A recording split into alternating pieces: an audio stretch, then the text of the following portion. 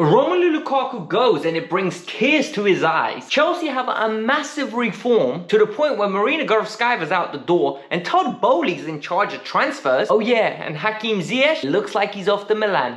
Let's get into it. Welcome to the Kavkas View, and in today's video, we have got a lot of news for you. Listen, this video might go up to 20 minutes long. Literally, buckle up, get some popcorn, watch it till the end, because we have got 6 stories for you that are going to have your mouth watering, eagerly anticipating what's next, and more importantly, wanting 50 times more at the end of the video, because there's going to be so many questions. Number 1, we're going to start with a new ownership group. What does it mean? What's this restructure that Todd Boehly has done? And I'll give you a quick breakdown in like 1-2 minutes max. Then we're going to talk about how he already put his stamp by backing Thomas Tuchel with getting rid of Lukaku, because trust me, he did this, not Marina, not Czech. Then we're going to talk about Armando Broja and how he basically wants out of Chelsea Football Club unless he gets promised. And this is very interesting because I don't think a lot of you are going to like my opinion on this.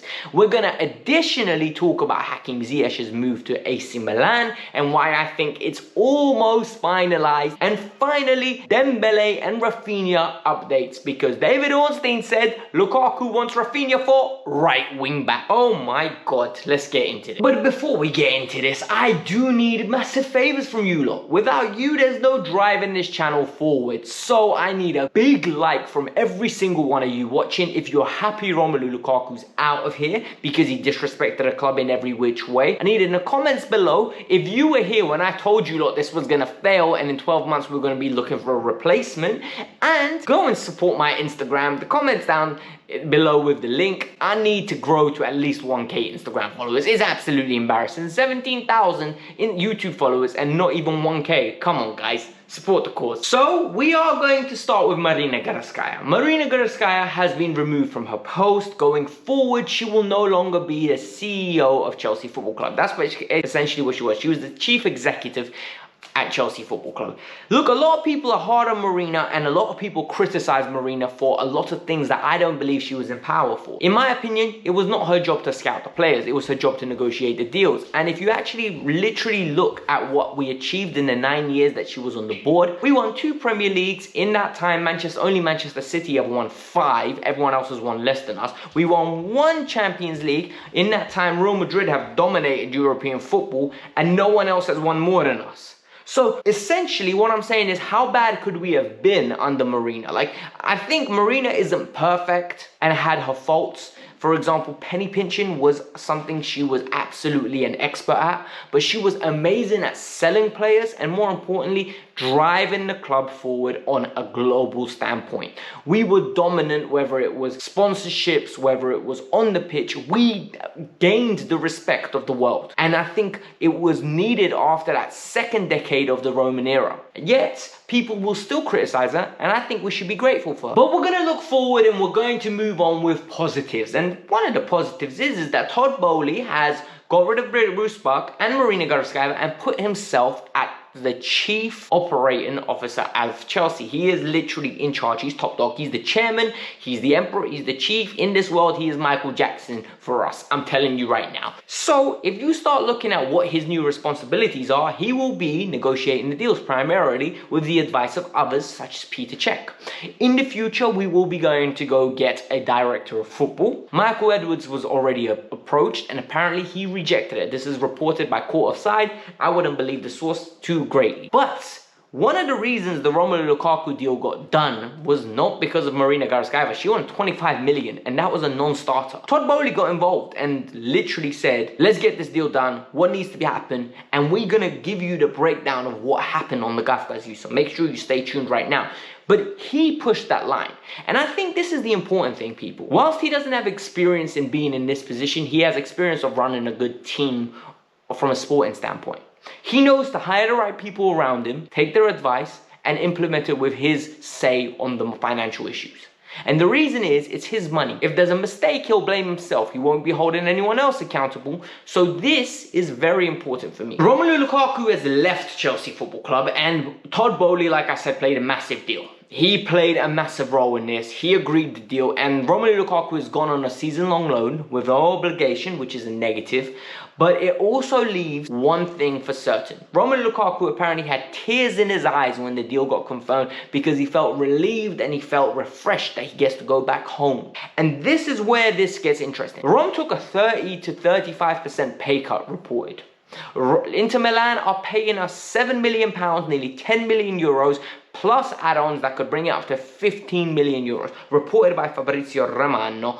And this is very important because it shows to the extent that two things happened. Rom wanted his ass out of Chelsea Football Club religiously. He did not want to be here for another year, another minute, another second. He did not want to play in this team, and he was done with Chelsea. And a lot of people are going to say, when the loan's over, he'll be back, Alex. No, I think Romelu Lukaku in the Premier League is a written chapter, book closed, finish. Not Facebook, closed book. Then there's the Chelsea aspect of it. Thomas Tuchel did not want him back in the squad. Tuchel was pushing him out at every first opportunity. And this is where it came into fruition. Todd Boehly said, I'm backing you. You want him out? We're getting him out. But you better now achieve what you're saying you're going to achieve. And this is why a lot of people are going to say, Alex, this is a make or break season for Tuchel. And I'll say, yes, it is. Because he's been here 18 months. And in 52 Premier League games, we have drawn 16 and lost 9. In that time frame, he is going to have to find a way to get productive goals. He's going to have to find a way to keep clean sheets, and he's going to have to find a way to grind out victory. At this moment in time, I've got 3 issues with Tuchel. Over-reliance on Azpilicuetas of the world, so the experienced players. Too many draws against bottom half teams. And more importantly, we need to get some consistent goal scoring. Whether it's from Kai Havertz, whether it's a spread of the wealth, we need to get some form of consistent goal scoring. Upon that, we can go and flourish at the top level. The team is designed. We're good enough in the big game. Tuchel's going to get backed. Trust me, this summer is going to be crazy. So make sure you are subscribed to the Kavkas View because you will be getting the results here. You will be getting the reports here. And July and August are going to be crazy because Chelsea are going to be busy. I promise you that. But it's not only going to be busy for the sake of coming in. It's going to be busy for the sake of going out. Hakim Ziyech looks like he's going to be leaving already. Hakim Ziyech is a player that really did not fulfill his potential at Chelsea Football Club. I've always said he's an absolute baller. I've always said he's got all the attributes in the world to be a very talented individual for Chelsea Football Club. But I've always said he lacked one thing and one thing only. He lacked the it factor to say, I am going to step up today. Get one good game, you get 3 bad ones. And it's sad because the system didn't suit him, so I don't think it was designed for him to flourish.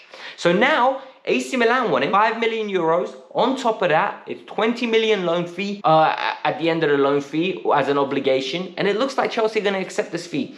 He's going to go there. In my opinion, he's going to flourish because there's going to be more time and space. This league suits him. Quality passing, good tight area player. And for me, it's going to be very interesting to see what kind of Hakim Ziyech we're going to get. He doesn't fit Chelsea's system. I think it's time to let go. A lot of you are going to be upset because we all rate Hakim Ziyech. But if we're not using him, what is the point of keeping him? The second to last story is the one that had my whole timeline melting down and a lot of you melting down. Armando Broja actively might be looking for a move out of Chelsea. So reports came out from Di Marzio in Italy that Armando Broja has got numerous offers on the table.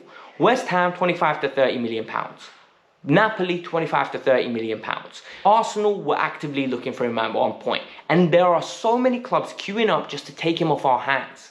And a lot of people are saying, why are Chelsea not looking to keep this kid? Well, all these reports are true. And Broja is actively seeking for reassurance that he will not be playing 2 games that next season. He wants regular minutes. And the question here arises, is he good enough to get regular minutes? People in this squad right now, we are set to have Mason Mount, Kai Havertz, Callum Hudson-Odoi, Pulisic, Werner, and potentially Ziyech if he doesn't go. Does Broja walk into this team and get regular guaranteed minutes ahead of all of them? I don't think so at this moment in time. I don't think Tuchel will give it to him.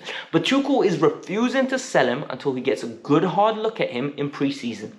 And I think this is going to be the case for a lot of people. Whether it's Ethan Ampadu, Conor Gallagher, Colwell, we are going to take a long hard look at these players. And Tuchel is going to decide whether these players are going to stay for the foreseeable future and play a big part, or they're going to get sold or loaned. Look, at the end of the day, after Tomori got sold, I told myself I'm not committing to any more youngsters. Tomori got sold, I was heartbroken because I knew how good this kid was. And now we're seeing the fruits of his labor. And this is going to hurt.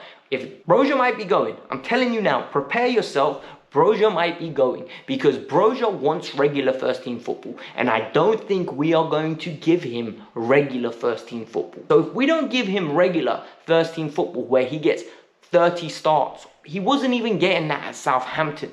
What makes you think he's going to get that at Stamford Bridge, people? So let's be realistic. Let's not bash the team if we sell him, because the profit will be unreal and it will get reinvested into other talents. But it's going to be sad to see him go. So we need to be realistic and hope he takes his opportunity in pre-season and flourish. Finally, there's the final two stories about the incomings. Look, and a quick update on Ousmane Dembele. Looks like Dembele is going to be either joining Chelsea or staying at Barcelona. It's come down to that. Dembele's agent needs to be fired, in my opinion, because what they're asking for is not realistic. The rumor is that they're asking for somewhere between 300 to 350,000 pounds. That is an absolutely abysmal amount of money for a player that's as injury prone as him, and the current market does not dictate that he can demand that kind of money.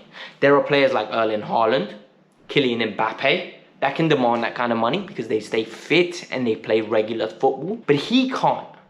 And Barcelona will not cave in and will not give him that money. But Chelsea shouldn't give him that money, but will most probably. So it's a catch-22.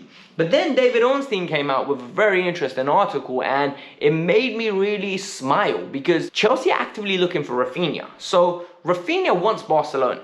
Barcelona can't afford Raphinhia due to the fee that Leeds United are asking for. They're asking for 55 to 60 million pounds. So Barcelona, once again, are just going to be ruled out, even though their law is dragging players to them, because they can't pay the financial fee that it will take to buy him.